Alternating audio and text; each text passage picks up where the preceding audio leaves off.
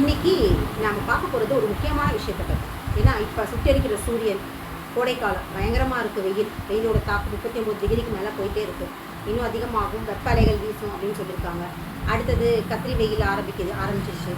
So இன்னும் நிறைய தொந்தரவுகள், உடல் சார்ந்த தொந்தரவுகள்லாம் ஏற்படுதுன்னு சொல்லிட்டு நிறைய பேஷண்ட்ஸ் என்கிட்ட சொல்கிறாங்க. இன்னும் நிறைய வாட்ஸ்அப் செய்திகள்லாம் வந்துக்கிட்டு இருக்குது. ஃபேஸ்புக்கில் நிறைய விஷயங்கள் போடுறாங்க, வாட்ஸ்அப்பில் நிறைய விஷயங்கள் பகிர்றாங்க. அதாவது உணவு சார்ந்ததாகவும் இயற்கை சூழல் சார்ந்து நம்ம எப்படிலாம் இருக்கணும், எதெல்லாம் பயன்படுத்தணும், பயன்படுத்தக்கூடாதுன்னு சொல்லிட்டு ஏகப்பட்ட தகவல்கள் வந்து பகிரப்படுது. இதெல்லாம் எத்தனை சதவிகிதம் உண்மை, இதெல்லாம் பின்பற்றுறதுனால உடல் ஆரோக்கியம் ஆகுமா, இந்த வெயிலை தகவமைக்க முடியுமா, கோடையை கிராஸ் பண்ண முடியுமா அப்படிங்கிறத பற்றி நம்ம இங்கே வந்து நம்ம ஒன்று நல்லா புரிஞ்சுக்கணும். இயற்கையோட எந்த மாறுபாடும், சூழலில் எப்படிப்பட்ட மாறுபாடு ஏற்பட்டாலும் உடலில் ஏற்படுற தொந்தரவுகள் அது எல்லாமே தகவமைப்பு திறன் தான். அதாவது அந்த சூழலுக்கு ஏற்ற மாதிரி நம்ம உடலை தகவமைப்பதற்காக ஏற்படுற தொந்தரவுகள் ஒழிய அது நோய் கிடையாது, அது தாக்கமும் கிடையாது. அதனால் பெரிய பாதிப்புகள் ஏற்படாது. அது இப்போது குளிர்காலமாக இருந்தால், அதாவது மழைக்காலமாக இருந்தால் அந்த நேரத்தில் ஏற்படுற சளி, காய்ச்சல், இரும்பல், இது மாதிரியான தொந்தரவுகள் எல்லாமே அந்த குளிர்காலத்தில், மழை காலத்தில் அந்த மழையையும் இதுவோ வந்து எதிர்கொள்கிறதுக்காக, தகவமைக்கிறதுக்காக, நம்ம உடம்புல இருக்கிற கழிவுகளை வெளியேற்றத்துக்காக இயற்கை படைப்பில், பிரபஞ்சத்தில் வந்து இந்த மாதிரியான ஒரு சூழல் மழைக்காலத்தில் அது அந்த மழை உள்ளே போகும்போது, அந்த குளிர்ச்சி உள்ளே போகும்போது நமக்குள்ளே தேங்கி இருக்கிற கழிவுகளை வந்து வெளியேற்றும். அது ஒரு ரீசன். ரெண்டாவது, இந்த மழைக்காலத்தில் அவ்வளோ நாள் வந்து வெயில் காலத்திலேயே நம்ம உடம்பு இருந்தது, டக்குன்னு ஒரு கால மாற்றம் ஏற்படும் போது அந்த பிரபஞ்ச சூழலை, அதாவது அண்டத்தில் உள்ளதே பிண்டம், பிண்டத்தில் உள்ளதே அண்டம் அப்படின்றதான பிரபஞ்சத்தோட படைப்பு. அப்போ நம்ம உடம்பு பஞ்சபூதங்களால் ஆனது, இந்த பிரபஞ்சமும் பஞ்சபூதங்களால் ஆனது இல்லையா?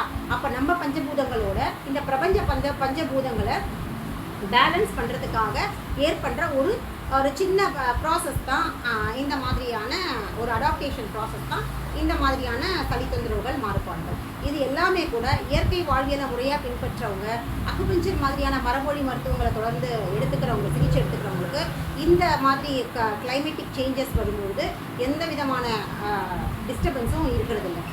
சரிங்களா? அப்போது இங்கே நம்ம புரிஞ்சிக்க வேண்டியது, நம்ம உடம்புல இருக்கிற கழிவுகள் தேங்கி இருக்கும்போது அப்போ இந்த சூழல் மாற்றங்கள் நம்ம உடம்புல இருக்கிற கழிவுகளை வெளியேற்றத்துக்கு தான் பயன்படுதே ஒழிய இது வந்து பெரிய தொந்தரவுகள் இல்லை. இப்போ கோடைக்காலங்களில் எப்படி மாதிரியான தொந்தரவுகள் ஏற்படும்? அதிகமான உஷ்ணத்தினால, அதிகமான வெயில்னால தோலில் அரிப்பு ஏற்படும், வியர்வை அதிகமாக, இயல்புக்கு அதிகமாக வியர்வை ஏற்படும்.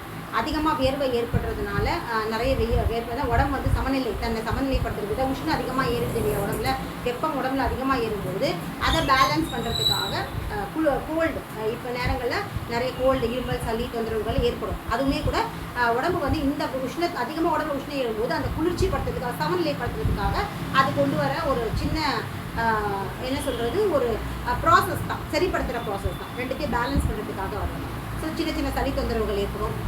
அதாவது லூஸ் மோஷன், அதாவது டீஹைட்ரேஷன் ஆகும். அதாவது என்ன சொல்கிறது, டீஹைட்ரேஷன்றது ஆங்கில மருத்துவத்தை சொல்கிறது, தமிழில் வயிற்றுப்போக்கு அப்படின்னு சொல்லுவாங்க. வயிற்றுப்போக்கும் இருக்கும், மலச்சிக்கல் ரெண்டுமே இருக்கும். ரெண்டுமே வந்து குடலில் தேங்கி இருக்கிற கழிவுகளை வெளியேற்றத்துக்கான, சரிப்படுத்துறதுக்கான ப்ராசஸ் தான், வேறு ஒன்றுமே கிடையாது. உடம்புல இருந்து ஏற்கனவே குடலில் வந்து மலக்கழிவுகள் தேங்கி இருக்கு. இந்த வெயிலுடைய தாக்கத்தை, இந்த உஷ்ணத்தை வந்து உடல் வந்து பயன்படுத்திக்கிட்டு அது மூலியமாக வந்து உள்ளே இருக்கிற மலக்கழிவு வெளியேற்றுறது தான் வந்து வயிற்றுப்போக்கை தவிர வேறு ஒன்று. மலச்சிக்கலும் இதே மாதிரி தான். நம்ம உடம்புல வந்து முறையற்ற இயற்கை வாழ்வியல்னால ஏற்படுற பாதிப்புகளை சரி செய்கிறதுக்காக, அந்த குடல் பகுதிகளையும் வயிறு பகுதிகளையும் சரி செய்கிறதுக்காக இந்த உஷ்ணத்தை எடுத்துக்கிட்டு அது சரி செய்யும். இதான் நடக்குது. அப்புறம் வேறு என்ன, உடம்புல ஒவ்வாமை சம்பந்தப்பட்ட தொந்தரவுகள், தோல் ஒவ்வாமைன்னு சொல்லுவாங்க இல்லையா? என்னென்னா வேர்க்குரு, அப்புறம் சிறு கட்டிகள், எரிச்சல், ரெட் பேச்சஸ், சிகப்பு பித்துக்கள், இது மாதிரியான, அப்புறம் யூரின் போகிற இடம் அமைச்சல் எடுக்கிறது, தொடைப்பகுதிகளில் அதிகமான வியர்வை காரணமாக வந்து அங்கே வந்து அரிப்புகள், படம் மாதிரி வர்றது, இந்த மாதிரியான தொந்தரவுகள், தோல் சம்பந்தப்பட்ட தொந்தரவுகள் அதிகமாக இருக்கும். ஸோ இதற்கு என்ன காரணம் அப்படின்னு பார்த்தீங்கன்னா, நம்ம உடம்புல தேங்கி இருக்கிற கழிவுகள். இந்த கழிவுகளை வெளியேற்றத்துக்காக உடம்பு வந்து அந்த தோல் வழியாக வந்து பயன்படுத்துது. ஏன்னா தோல் தான் வந்து பிரபஞ்ச சக்தியை சீக்கிரம் உறிஞ்சக்கூடிய தன்மை இருக்குது இல்லையா? வாஸ்ட் போர்ஷன், நம்ம பாடியோட வாஸ்ட் போர்ஷன் வந்து தோல். அப்போது தோல் வழியாக பிரபஞ்ச சக்தியை, உஷ்ணத்தை உள்ளே இழுத்துக்கிட்டு நம்ம தோல் இருக்கிற 8 லேயர்ஸ் இருக்குது இல்லையா, அதுக்கு அடியில் தேங்கி இருக்க கழிவுகளை வந்து இந்த உடல் வெளியேற்றும். அந்த வெளியேற்றும் போது வர இச்சிங், அதுதான் அரிப்பு, இல்லை அந்த என்ன சொல்ல வேர்க்குரு, அதுக்கப்புறம் வந்து பேச்சஸ் வர்றது, ரெட் பேச்சஸ், அப்புறம் யூரின் போகிற அரிப்பு வர்றது. அப்புறம் இன்னும் நம்ம தெரிஞ்சுக்கணும், சரியாக யூரின் வரல, யூரின் போகிற எரிச்சலாக இருக்குது, அது இன்ஃபெக்ஷன், இல்லை தண்ணி நிறைய குடிக்காததுனால வர தொந்தரவுகள் அப்படிலாம் எதுவும் கிடையாது. இன்ஃபெக்ஷன் அப்படிங்கிற ஒரு வார்த்தையே வந்து ஒரு தவறான பிரயோகம், ஆங்கில மருத்துவம் பயன்படுத்துகிற ஒரு தவறான பிரயோகம் வந்து.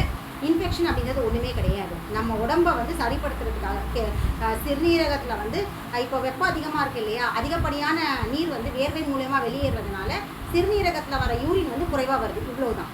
அப்போ அந்த எரிச்சல் வர்றது, அப்புறம் யூரின் மஞ்சளாக போகிறது, இல்லை சில நேரங்களில் யூரினே வராமல் இருக்கிறது, இது எல்லாமே வந்து சிறுநீரக பகுதிகளில், இல்லை யூரினரி பிளாடர் இருக்கு இல்லையா, அந்த கீழ்ப்பகுதிகள், அப்டமன் பகுதிகளில் வந்து அந்த உறுப்புகள் வந்து இயக்கக்குறைவாக இருக்கிறதுனால இந்த உஷ்ணத்து வழியாக அந்த உஷ்ணத்தை எடுத்துக்கிட்டு, இந்த வெப்பத்தை எடுத்துக்கிட்டு அங்கே நடக்கிற ஒரு சரிப்படுத்துகிற ப்ராசஸ் தான் இந்த மாதிரியான தொந்தரவுகள். நீங்கள் ஒன்றுமே பண்ணாமல் கொஞ்ச நேரம் நீங்கள் வந்து உணவு எடுத்துக்காமல் கொஞ்சம் வெயிட் பண்ணிங்கன்னா அதுக்கான வாய்ப்பை கொடுக்கணும். அதாவது அந்த உஷ்ணத்தை அதை சரிப்படுத்தி உடம்பை முறைப்படுத்துகிற அளவுக்கு நீங்கள் வந்து வாய்ப்பு கொடுத்தீங்கன்னா நிச்சயமாக ஒரு சில மணி நேரங்களில் இயல்புக்கு திரும்பணும். அப்படி இல்லைன்னா அக்குபஞ்சர் மாதிரியான சிகிச்சை எடுக்கும் பொழுதும் இந்த தொந்தரவுகள் வந்து சீக்கிரமாக வெளியேற முடியும். சரிங்களா? சரி, இதெல்லாம் தொந்தரவுகள். இப்போ இதுலேருந்து எப்படி வெளியேறது? இப்போ தோல் சம்மந்தப்பட்ட பிரச்சனைகள் வந்தால் என்ன செய்யலாம் அப்படின்னு பார்த்தீங்கன்னா, அடிக்கடி குளிக்கலாம். பச்சை தண்ணியில் குளிக்கலாம், சுடு தண்ணி இல்லாமல் பச்சை தண்ணியில் அடிக்கடி குளிக்கலாம். அதுக்கப்புறம் வந்து சோப்பு பயன்படுத்தாமல் இயற்கையான பொருட்களை வந்து தோலில் தேய்ச்சி குளிக்கலாம். கடலை மாவு, வேப்ப இலை, அப்புறம் வந்து ஆவாரம்பூ, அதுக்கப்புறம் குப்பமேனி இலை, அப்புறம் பழங்கள் இல்லை, பழத்தோட ஒரு சின்ன பீஸை வந்து கிரைண்ட் பண்ணி தேய்ச்சி குளிக்கலாம். அப்புறம் பழங்களுடைய தோல் பகுதிகளை கூட கிரைண்ட் பண்ணி குளிக்கலாம். இந்த மாதிரியான இயற்கையான பொருட்களில் குளிக்கலாம். இதெல்லாம் பயன்படுத்தலாம். க்ரீமு, லோஷன், சன்ஸ்க்ரீன் லோஷன் இதெல்லாம் பயன்படுத்தாமல் இப்படியான அடிக்கடி குளிக்கிறது மூலமாகவும், இல்லை இயற்கையான பழங்கள் அப்ளை பண்ணலாம் ஃபேஸில். சின்ன வயசு எல்லாம் வந்து ரொம்ப எரிச்சலாக இருக்குது, அந்த வேர்வரெல்லாம் வந்துடுது, கட்டிலாம் வருதுன்னா இயற்கையான பூசணிக்காவை வந்து க்ரஷ் பண்ணும்போது, பூசணிக்காய் இருக்குல்ல, அதை க்ரஷ் பண்ணால் அதுலேருந்து ஒரு வாட்டரி சப்ஸ்டன்ஸ் வரும், அந்த நீர்த்தன்மையான ஒரு நீர் வரும். அந்த நீரை ஃபேஸில் அப்ளை பண்ணலாம். நுங்கு கிரைண்ட் பண்ணி உடம்பு முழுக்க தடவலாம். சந்தனம் இழைச்சி அதை பயன்படுத்தலாம், தடவலாம். அப்புறம் புளி இருக்கு இல்லையா, புளியை கரைச்சி, புளிப்பற்று கூட அதிகமாக வேர்க்குது, உடம்புல பொங்கி போகுது, சிவந்த நிறத்தில் இருக்கிற இடத்துக்குலாம் புளியை கிரைண்ட் பண்ணி அதை தடவலாம். புளியோட வெள்ளத்தையும் கலந்து கூட தடவினா கொஞ்சம் நேரத்தில் சரியாகும். ஸோ இந்த மாதிரியான தோல் மேலே தடவுறதுக்கு இந்த மாதிரியான பொருட்களை பயன்படுத்துவோம். உள்ளுக்குள்ளே உணவு விஷயம் அப்படின்னு பார்க்கும்போது இந்த வெயில் காலங்களில் அதிகப்படியான பசி இருக்காது, நீர் தேவை தான் அதிகமாக இருக்கும், நீர்த்தன்மையான வஸ்துக்கள் தான் குடிக்கணும் போல தோணும், அப்புறம் தண்ணி தாகம் அதிகமாக இருக்கும். ஸோ இந்த நேரங்களில் பானையை வாங்கி வச்சுட்டு பானை தண்ணியை குடிக்கலாம். அதிகமாக ஃப்ரிட்ஜ் தண்ணி குடிக்கிறதுனால பெரிய பாதிப்பு இல்லை.